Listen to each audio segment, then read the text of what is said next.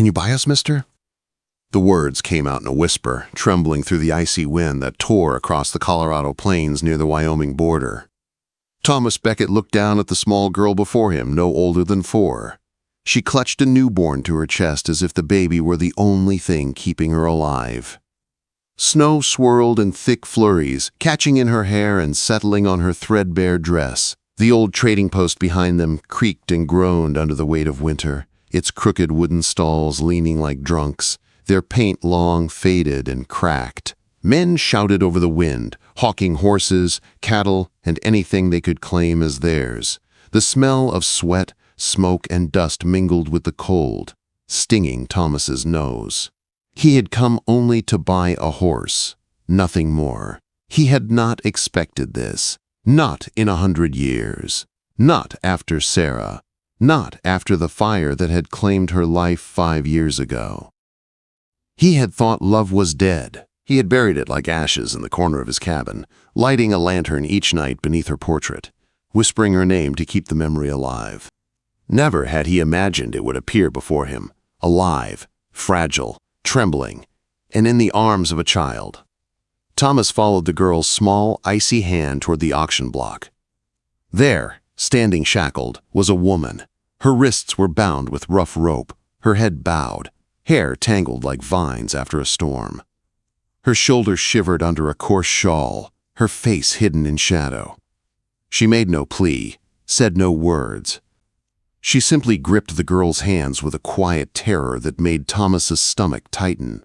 The auctioneer's gavel struck the wooden block with a harsh bang.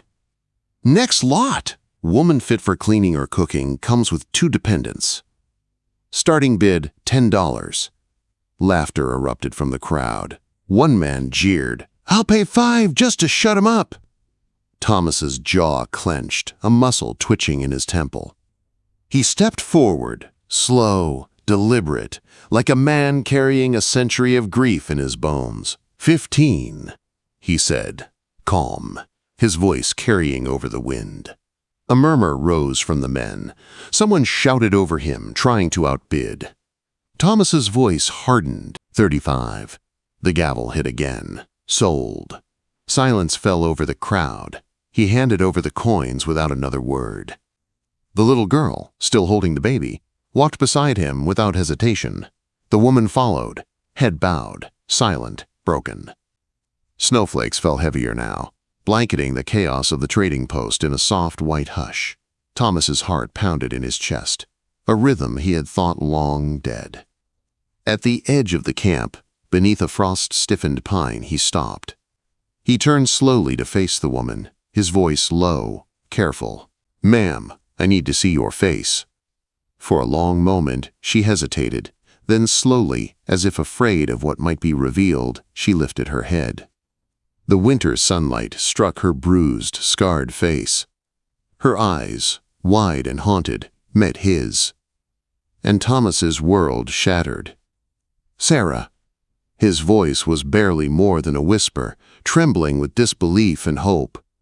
Her lips quivered, her knees buckled. Thomas caught her before she could fall, hands shaking as they held her face, tracing the scars that told stories of survival and pain. Alive. She was alive. She breathed. Every memory he had clutched so tightly, the fire, the letters he burned, the nights he spent whispering her name into the dark, collapsed into a single, unbearable truth. The little girl, Clara, clutched the baby, Matthew, tighter. "My mama's name is Sarah," she whispered softly. Like a dream. Thomas led them carefully along a narrow trail back to his cabin. The snow softened each step. Clara walked beside him, steady, confident. Sarah followed silently, her shoulders tense, the weight of years etched into every motion. The cabin, once a place of loneliness, seemed to hold its breath. Thomas offered blankets and water, stepping aside with respect. Sarah moved with quiet precision, folding Clara's thin coat, placing Matthew at her breast as if he were the most fragile treasure in the world. Outside, the wind tore through the trees, icy and relentless. Thomas exhaled, his breath catching. "She looks exactly like her," he whispered to no one. But no one could survive a fire like the one that had claimed Sarah Ellison. not alive, not real. And yet, there she was, scarred, worn, but unmistakably Sarah. Supper passed in near silence. Clara ate slowly, taking tiny, careful bites of stew. Matthew slept against his mother. Sarah did not meet Thomas's eyes. She spoke only when tending to the children. Yet every motion, every glance at them, spoke louder than words. Hours passed. Then Clara's fever spiked. Thomas held damp cloths to her brow, while Sarah hovered close, whispering words of comfort. His eyes fell on a small, dark freckle beneath Clara's ear, identical to one beneath his own. His pulse raced. Could it be? If this child was his, then Sarah alive. The world shifted beneath him, tilting and trembling.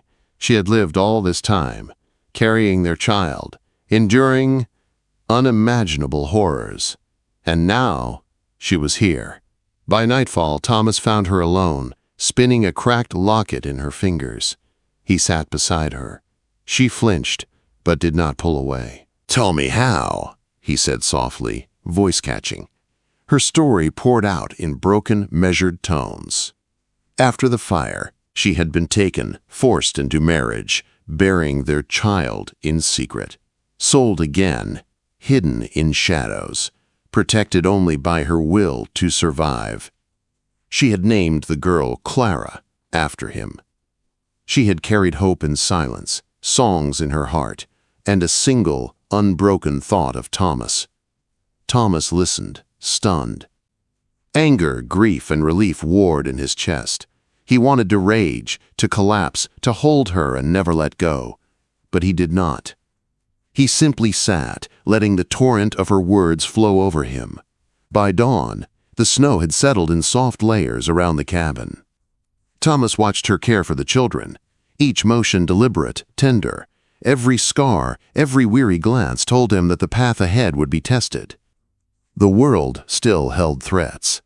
But one thing was certain. Whatever came next, he would face it with her. The winter wind howled outside, but inside the cabin, hope had returned, fragile, trembling, unspoken, but real. The morning sun barely warmed the frozen ground outside Thomas Beckett's cabin. Snowflakes clung to the trees and the roof, softening the harsh lines of the Colorado landscape. Thomas stood on the porch, revolver strapped at his side, scanning the horizon. He knew it was only a matter of time before the men who had sold Sarah and the children, or worse, the ones who had orchestrated her capture, found them. Clara tugged at his coat from behind, her small hands cold but determined. "Papa, will they come back?" she asked, her voice trembling slightly. Thomas knelt to meet her gaze. "If they do, we won't face them alone. I promise you that." He lifted her onto the porch rail, brushing snow from her hair. Sarah watched from inside, Matthew asleep in her arms, her face pale but steady. There was a weight in her eyes, a quiet understanding that danger still lingered beyond the hills. She had survived horrors no one should, yet she seemed willing to face whatever came next with him. The sound of hoofbeats echoed faintly across the ridge. Thomas's hand went instinctively to his revolver. He narrowed his eyes, scanning the tree line. 3 men appeared, riding fast, their coats blending into the gray and white of the morning. One wore a black duster, and a bowler hat pulled low, gloved hands gripping a folded paper. The other 2 flanked him, eyes cold and calculating. Thomas's heart tightened. The paper meant a claim, a law twisted to serve cruelty. The men stopped at the edge of the clearing. The tallest spoke first, voice loud and forced polite. "You, Thomas Beckett, you are harboring stolen property. Woman's name, Sarah Ellison. Children in your custody. You have 3 choices: surrender them or face consequences." He held out the paper. Thomas stepped forward slowly, reading the words in silence. They were nonsense, forged legal claims, stamped with marks no courthouse recognized. He folded the paper once, twice, and slipped it into his coat. His gaze never left the man's. "This is my family," he said quietly, but every word carried the weight of iron. You are trespassing." The man's sneer grew thin, brittle. "Think you can protect them with just a gun, cowboy?" he asked. "I have money, power, connections. You'll not stand in my way." Thomas stepped closer. His hand rested on the revolver, not pointing at the men, but steady. The wind whistled across the snow-covered plain. "I buried one life years ago," he said, voice low and unyielding, "and I've dug enough graves to know who belongs in the ground. You come back to claim what isn't yours. I won't aim at dirt, but you'll find me waiting." A gunshot cracked the frozen earth near the man's boot. Snow exploded, dust and grit scattering. The men's horses fidgeted, uneasy. Silence fell. The man in black tightened his jaw, a bitter smile flashing. Then he turned and mounted his horse. "Enjoy your peace, cowboy," he called. "You won't have it long." The three men rode off, kicking up snow behind them. Thomas stood, chest tight, until the sound of hooves faded. Sarah stepped to his side, Matthew still in her arms. "Will they come back?" she asked quietly. "Yes," Thomas said, "but next time we will not answer alone." His eyes met hers, steady and certain. "If they want to take something that matters, they'll have to face both of us now." Clara peeked from the cabin doorway. "Mama, why did the bad men leave?" she asked. Sarah smiled, her hand resting lightly on Thomas's arm. "Because your papa told them to," she said softly, and for the first time, Thomas did not correct her. The rest of the day passed in tense routine. Thomas checked locks, reinforced windows, and scouted the perimeter. Sarah stayed inside, tending to Matthew and guiding Clara through simple lessons, reading and counting aloud. The cabin, once a place of lonely silence, now held warmth, even under threat. Yet the shadow of danger hung over them like the clouds that blocked the sun. By evening, the sky darkened to a bruised purple. Thomas and Sarah sat by the hearth, exhausted but alert. She reached out, her fingers brushing his, a quiet reminder that they were no longer alone. Her voice, soft but firm, broke the silence. "We have to act before they strike again. They won't stop at threats." Thomas nodded, tracing the lines of her face. "I know. I'll protect you, both of you. I've waited for this moment longer than I've lived." Outside, the wind carried a strange stillness, as if the mountains themselves were holding their breath. That night, Thomas kept the cabin quiet, the revolver within reach, while Sarah whispered stories to Clara to lull her to sleep. Matthew stirred in her arms, tiny fingers clutching at the shawl that had been his blanket since birth. In those small moments, despite the looming threat, a fragile peace had taken root. The following morning brought frost in thick layers and the sound of distant hoofbeats. Thomas stepped outside, eyes scanning the horizon. He saw men in the distance, watching, waiting. Not three now, but more. The threat had grown. He returned inside to Sarah, kneeling beside her. "They've sent others," he said quietly, "but we'll be ready. You, me, Clara, and Matthew. We face this together." Sarah nodded, strength hardening her features. "We will not run," she said, voice calm but resolute. "We have survived worse." The day stretched long, spent in preparation. Supplies were hidden, paths memorized, escape routes considered. Thomas drilled Clara in quiet ways, teaching her to alert them to danger without fear. Sarah taught Matthew to respond to his mother's voice, to clutch her finger if he felt afraid.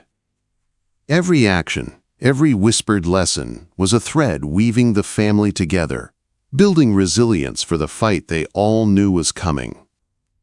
That night, Thomas stepped out again, looking toward the ridge where the men had been. Snow sparkled under moonlight, and the world seemed impossibly quiet, but Thomas knew better. He returned inside, placing a hand on Sarah's shoulder. "We can face this," he said softly. "Whatever comes, we face it together, not as lost souls, not as victims, but as a family." Sarah exhaled slowly, letting the words settle. The cabin, once empty and cold, now held the quiet hum of hope, preparation, and love. Clara slept in a small cot, Matthew against Sarah's chest, and Thomas knew the battle ahead would test every ounce of their courage. But for the first time in years, He believed they could survive it. Outside, the wind shifted, carrying with it a promise that the coming days would demand everything they had. And yet Thomas felt a strange calm. For the first time, he was not alone. The woman he had loved, the children he had never known, the life he had thought lost forever. They were here, and he would fight to keep them. The morning broke cold and clear over the Colorado Plateau, snow glittering under pale sunlight. Thomas Beckett stood at the edge of the ridge, revolver ready, eyes scanning the horizon. He knew the men would return. Silas Kearney's men, the ones who had trafficked Sarah, the ones who claimed she and the children as property. But Thomas was no longer the lonely cowboy of years past. He had Sarah by his side, Clara's small hand in his, and Matthew cradled safely. This time, he would not fail. The sound of hoofbeats echoed over the ridge. 3 riders appeared, dusting the snow behind them, black coats flapping in the wind. The tallest man, Kearney's lieutenant, dismounted, folding a piece of paper in his hands. "Thomas Beckett," he called, voice sharp and cruel. "You're harboring stolen property. Return them now, or face the consequences." Thomas stepped forward, his eyes cold steel. "They are not property. They are my family. You have no claim, no right, and no law that will protect you here." His hand rested on his revolver, steady. Behind him, Sarah stood tall, her eyes fierce, Matthew against her chest, Clara clinging to her skirt. The man sneered. "You think your guns, your cabin in the snow can keep us from what is owed?" Thomas's jaw tightened. "I buried one life before. I've dug enough graves to know who belongs in the ground. If you touch them, it won't be me who counts the cost. It will be justice, long overdue." A tense silence fell.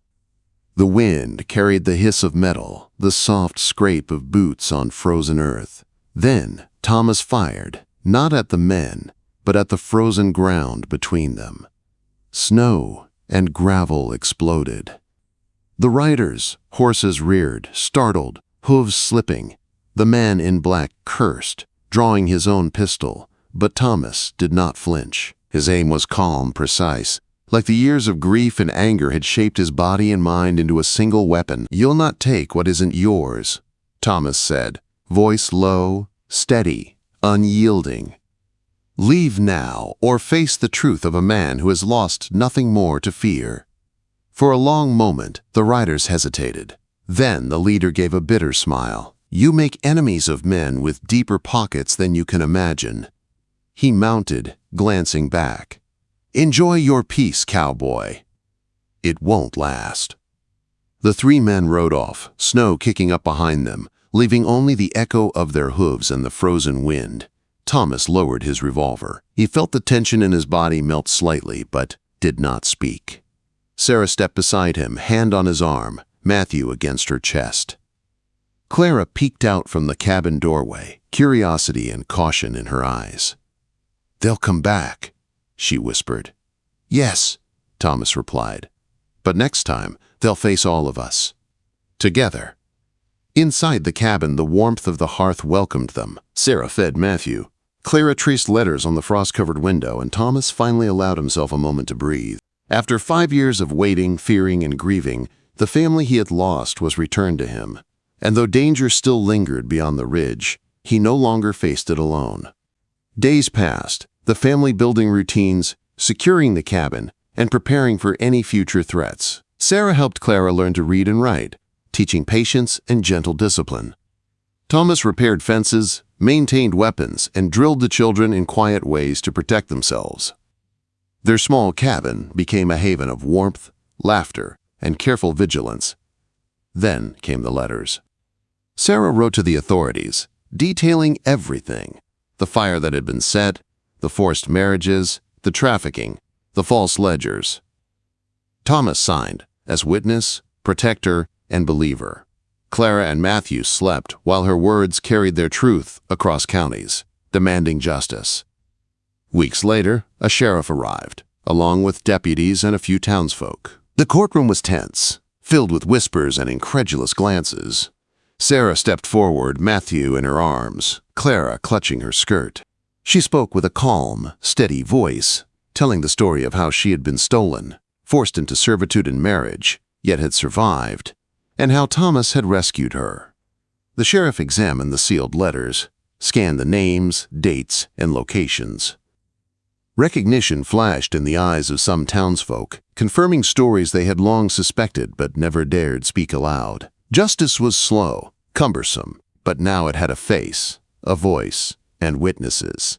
Silas Kearney's network, the lies, the fire, the false deaths. They could not hide forever. Outside, Thomas walked hand in hand with Sarah and the children, snow crunching beneath their boots.